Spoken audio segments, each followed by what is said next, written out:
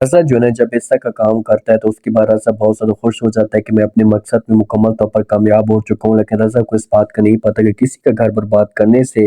آپ کو دوبارہ سے جو وہ تکلیف مل سکتی ہے یا آپ کی خوشیاں جو وہ تباہ ہو سکتی ہیں۔ رضا اس بارے میں بالکل بھی نہیں سوچ رہا کہ وہ کتنی بڑی مسٹیک کر رہے ہیں، کتنی بڑی غلطی کر رہے ہیں۔ اب جب رضا مسکان کو اپنے ساتھ لے کر جاتا ہے، زاویار یہ سب کچھ دیکھ لیتا ہے، زاویار کو بہت زیادہ ٹینشن ہوتی ہے، بہت دکھ ہوتا ہے، اور زاویار کے دل میں شک پیدا ہوتا ہے۔ اس کے بعد زاویار کے سامنے سب کچھ سچ کھل کر آٹ جاتا ہے کہ شاید مسکان پہلے سے شادی شدہ ہے اور اس نے میرے ساتھ کوئی بات شیئر نہیں کی۔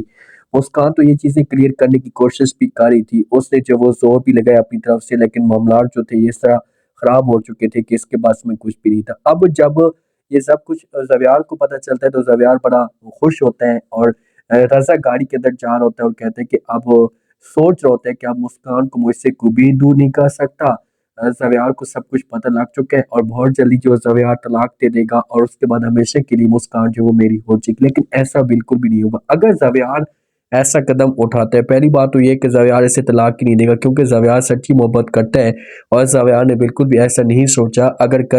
فرض کریں کہ کل کو اسے طلاق دیتا ہے، اسے اپنے گھر سے باہر نکالتا ہے، تو یہ کبھی بھی رضا کی طرف نہیں جائے گی، کیونکہ رضا کے ساتھ یہ نفرت کرتی ہے، یہ رضا کی شکل بھی دیکھتی، اس نے جو وہ کبھی بھی اب رضا کے بارے میں سوچا تک نہیں ہے۔ اب زاویار بڑا غصے میں ہوتا ہے اور زاویار جو ہوتا ہے یہ مسکان کے پاس اٹھ جاتا ہے، مسکان کے اوپر غصہ کرنا شروع کر دیتا ہے۔ مسکان تو سمجھانے کی کوشش کرتی ہے،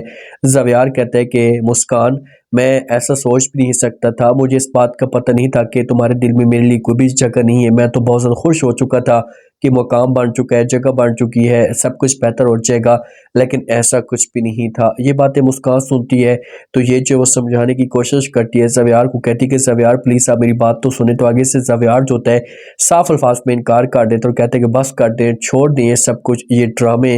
آپ مجھے بتا دیتی کہ آپ کا ایکس ہسبینڈ تھا تو مجھے جو وہ کیا مسئلہ ہوتا، میں اس وقت جو وہ کبھی بھی آپ کو کچھ نہ کہتا، لیکن یہ سب کچھ میرے سامنے آ کر آپ میرے دل کو بہت زیادہ تکلیف ہوئی ہے۔ تو مسکان جو ہوتی ہے یہاں پر رونا دھونا شروع کر دیتی ہے، کیونکہ مسکان کی نیت میں کسی قسم کا کوئی کھوٹ نہیں ہوتا، مسکان کے دل میں کوئی بھی ایسی منافقت نہیں ہوتی جس کی وجہ سے وہ جو اس طرح زاویار کو تکلیف دینا چاہتی ہو، لیکن ماحول ایسا بن چکا ہے کہ حالات جو ہوتے ہیں یہ بہت زیادہ خراب ہو جاتے ہیں۔ مدیہ کی جو حالت ہوتی ہے اتنی پتلی ہو جاتی ہے کہ اس کی زندگی تو برباد ہو جاتی ہے، اس کو ملازموں کی طرح رکھا جاتا ہے، اس کے شوق سارے کے سارے ختم ہو چکے ہوتے ہیں،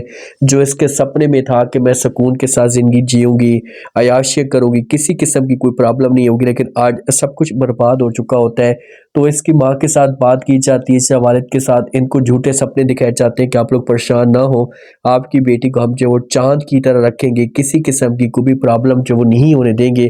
یہ چیزیں آپ لوگ اپنے دل و دماغ سے نکال دیں۔ اب کیا مدیہ واقعی ٹھیک رہ رہی ہے؟ اس یا بہت جلدی مدیہ جو وہ علی سے طلاق لینے والی ہے؟